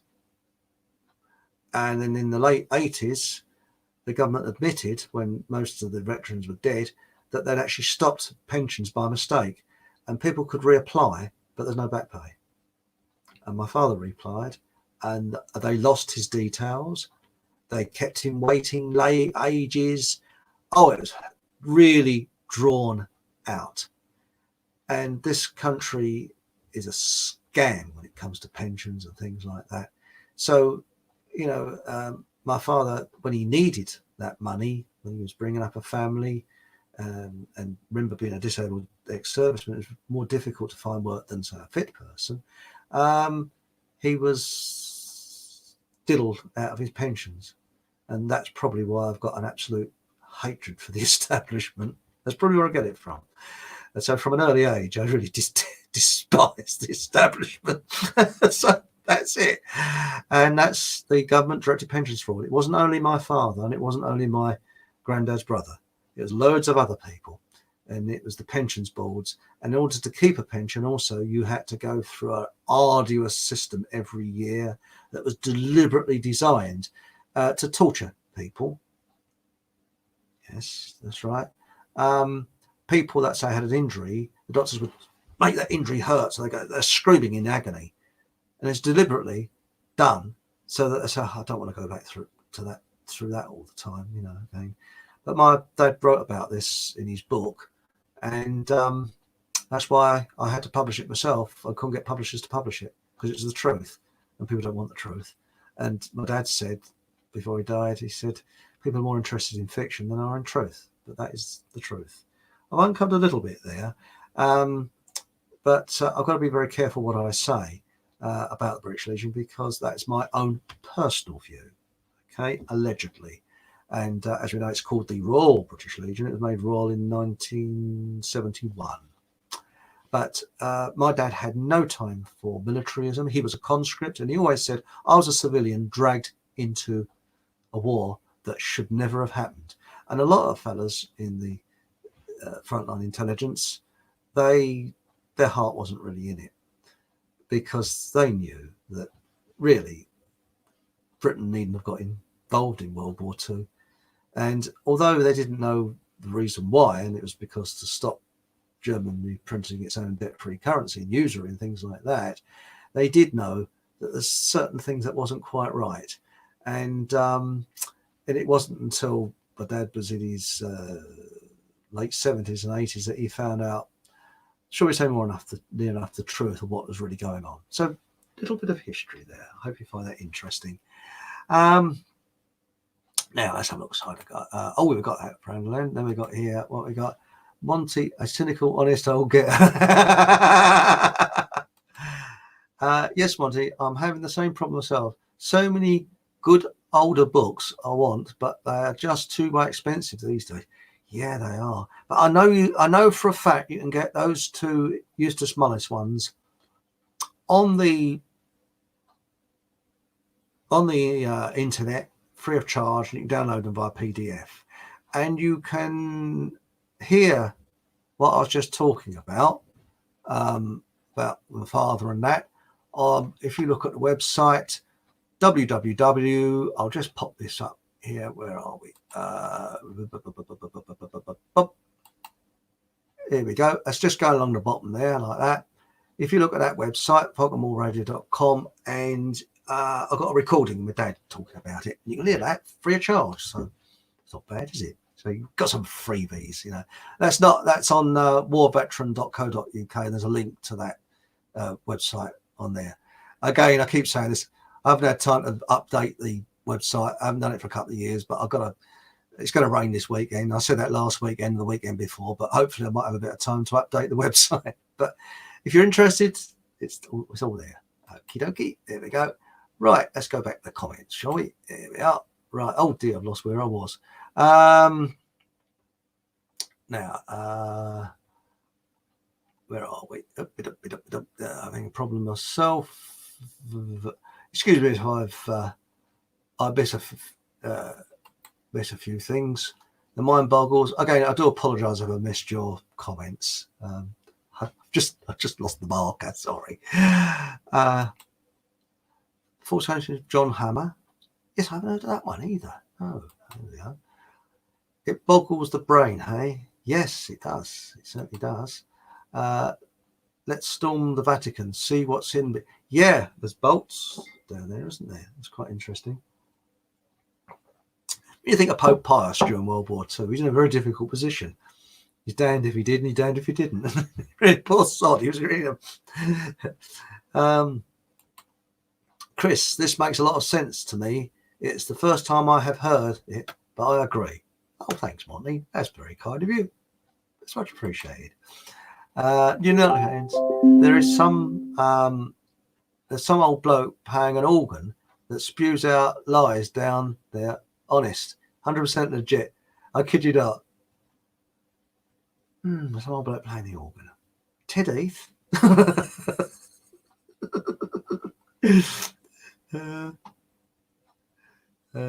KT, my mistake. Thought it was Monty's by Boggly.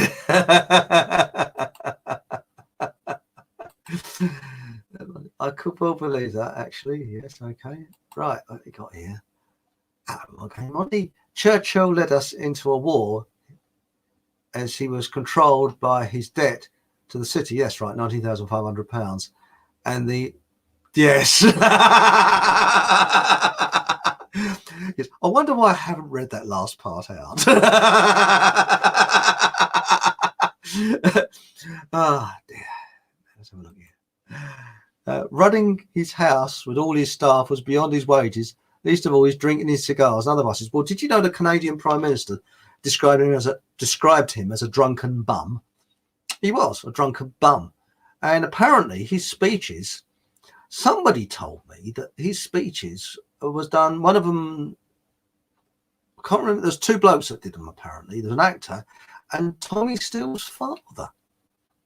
I haven't found any evidence of Tommy Steele's father, but probably that's how Tommy Steele got famous. Couldn't stand him. Yes, and,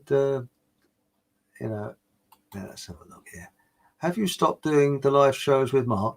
No. Mark's sort of, we sort of drift off, then drift back again, then drift off, and drift back again.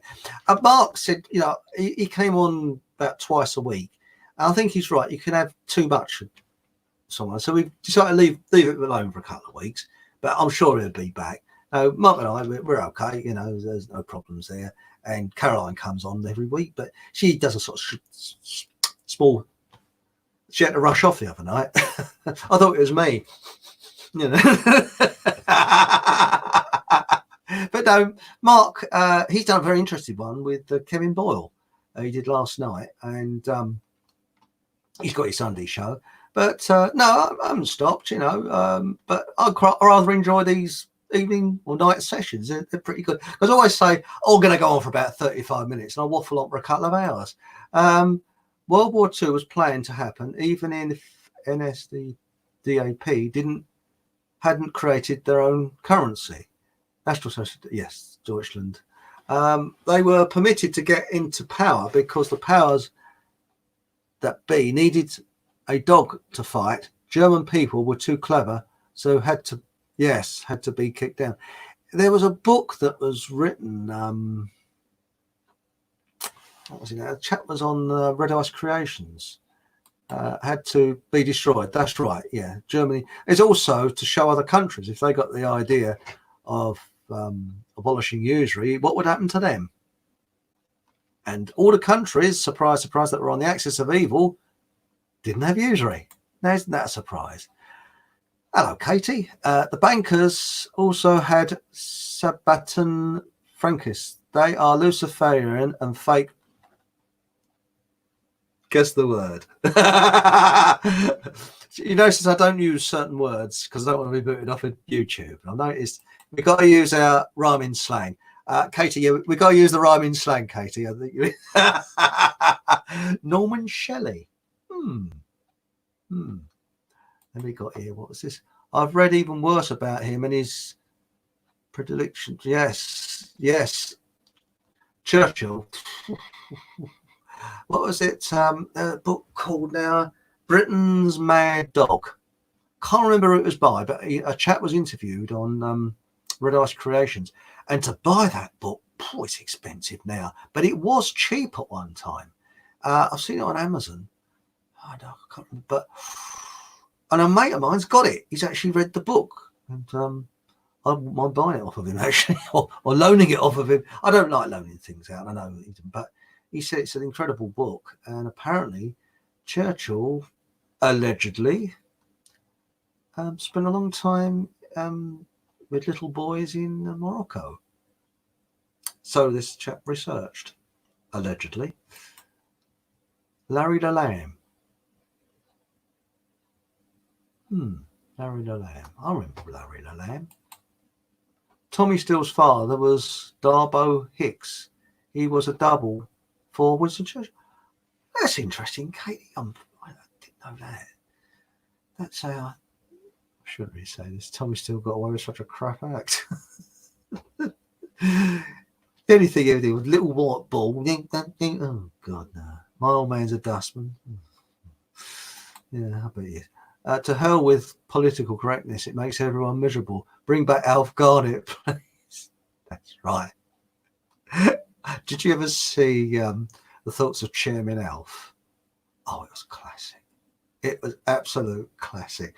He did it, and apparently it's off the cuff.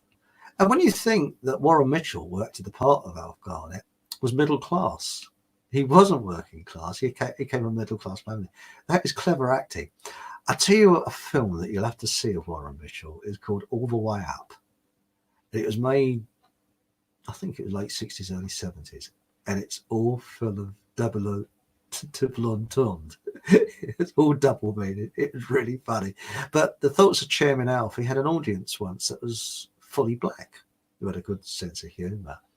And he was coming out with all this stuff, and those giving him back as good as you send. And there was everybody, this is what I like to see. People laughing, and they were killing themselves laughing. But no, Alf Garnett, that sort of person doesn't exist anymore, do they really? They were a sort of product of that time, the Alf Garnett. But I didn't really go much on the writer, Spate, Johnny Spate, who wrote, as a person, I didn't like him. You know, Alf Garnett was all right, but I didn't like Johnny Spate much. No. Let's have a look here. I was not aware of that little snippet. Yes, it's surprising what comes out. Katie, every day is a school day. That's right. Do you know, the more I learn, the more I realise I don't know.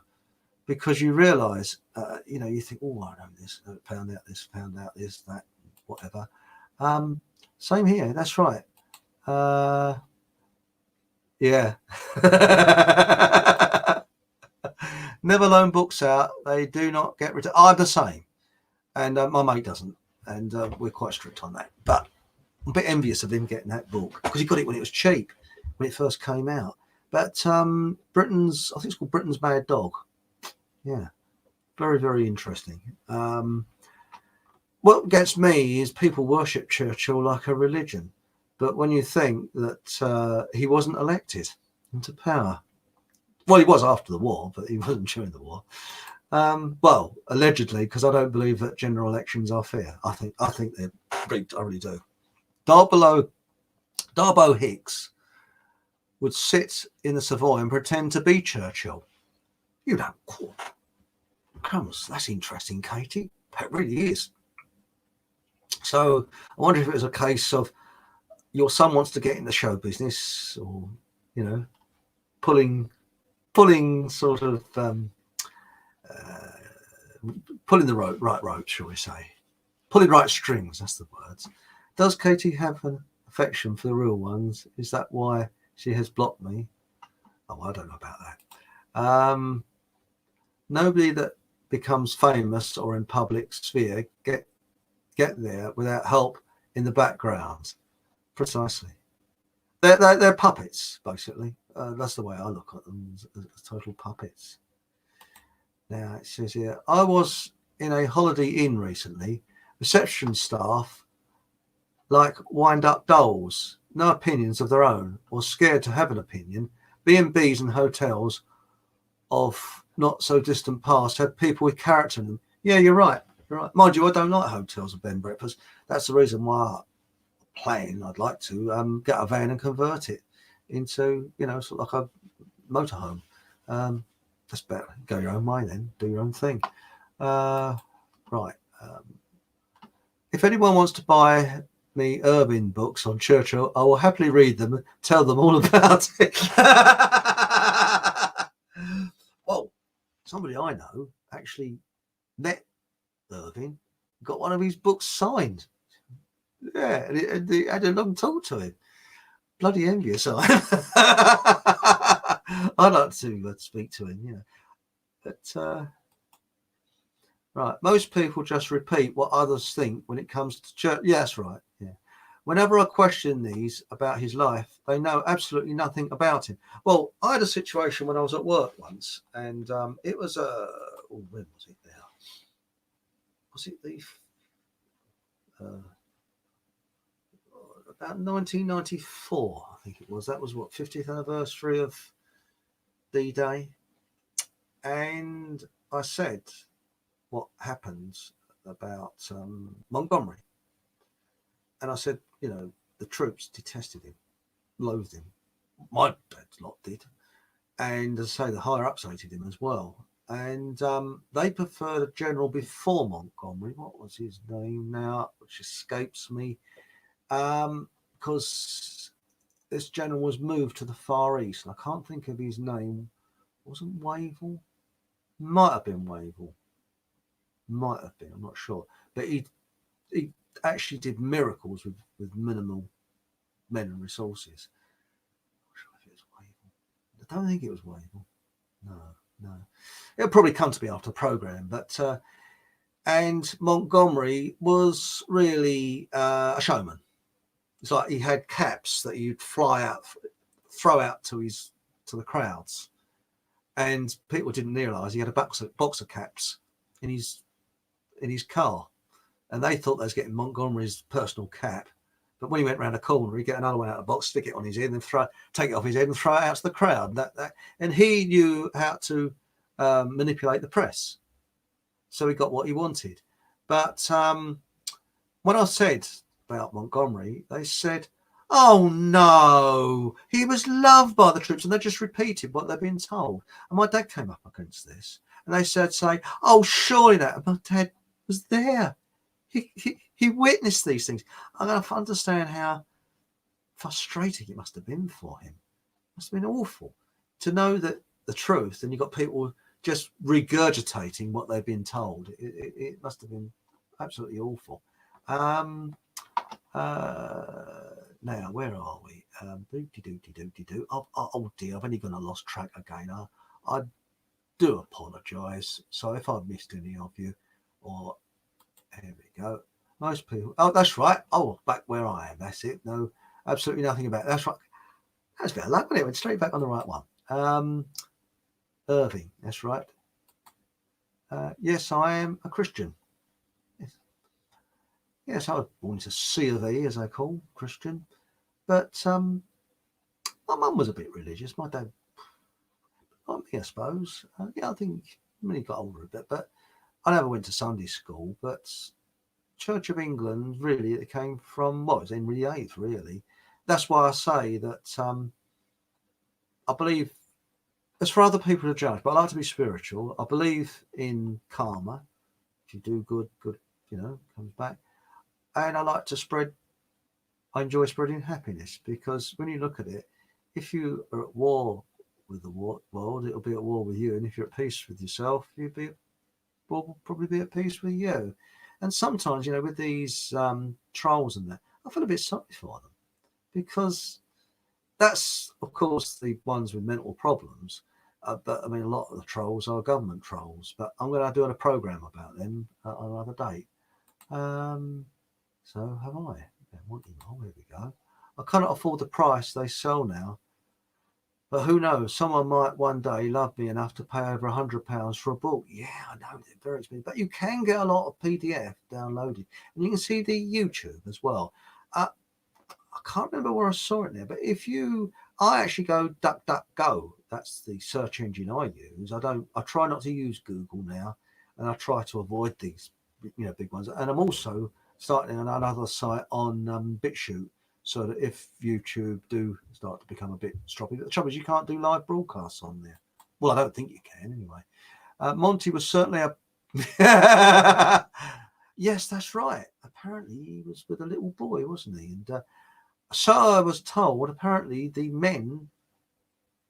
My dad didn't tell me this, but somebody else told me, whose father was in the war, said that some of the men painted phallic symbols on the side of his command post. But, my little boy and I were featured in the Observer newspaper after one of their journalists infiltrated one of David's book selling meetings. Oh, typical, isn't it? Yeah. That's what gets me in newspapers, you know. But why should it be infiltrated? I mean, that was his opinion. That was his research. You know, it's a bit like there's a film that's digging the dirt on a lot of people by one of these pressure groups. I won't say which one. And it's hysterically funny, really, isn't it? We're infiltrating this hate speech. What is hate speech? Well, they actually hate people speaking. Thanks, pal. Haha, that's it. What we got here? A lot of our churches now have been infiltrated by, and the crazy green. That's right, Katie. That's right. Yes, I think the Catholic Church has been infiltrated. The C of E, they've been infiltrated for years, I think. And yeah. 77 Brigade. 77. Number 77 Sunset Strip. 77. The men of small hats invented Christianity. Did they? Well, the way I look on the Bible is similar to Richard D. Hall. I think he's similar to myself. Very spiritual atheist. No, I don't like that. But no, I mean, when Jehovah's Witnesses knock on my door, I usually tell them that I'm a born again atheist. And they sort of go, yes. Actually, I quite enjoy talking to Jehovah's Witnesses. I mean, they got about as much chance of turning me into Jehovah's Witness as turning the tide back to Southend when it's coming in, you know. Right. What we got here? It's just clicked. Sorry, not you. Oh, okay, I understand. Montgomery. That's right. Yeah, sorry. Right. Well, I think I better tie this. I've been going on for about 2 hours now, so I better wrap this up. Thank you very much. I've really enjoyed tonight. So I usually tend to go on for about 35 minutes. I end up staying on for 2 hours. But if we all enjoy it, it's worth it, isn't it? So I'd just like to say thank you very much for everybody in chat tonight. I've learned a lot. Thank you very much. And it's nice to exchange information like this. And if I am wrong on anything, please tell me. Look, obviously, you know, I know you people in chat will tell me politely, but anybody else that's listening to this, and I can always guarantee I'll get loads of thumbs up, and there's always one thumb down. You know? And there's a troll, I think, that because when a troll comes on, I just go bing, off they go. But I might keep the government ones there because they're funny. Anyway. Thanks to everybody. I won't mention everybody's name, but it's great. And join me again. Well, I'll definitely be on next Thursday at the same time, 7 o'clock. But between then and now, keep an eye open because I'll probably be going on with either Mark or Caroline Stevens, those two. And I'll speak to you, if not, next Thursday. Have a nice weekend. And thank you very much for joining me tonight. And remember, be an individual and keep being an individual. Thank you very much and good night.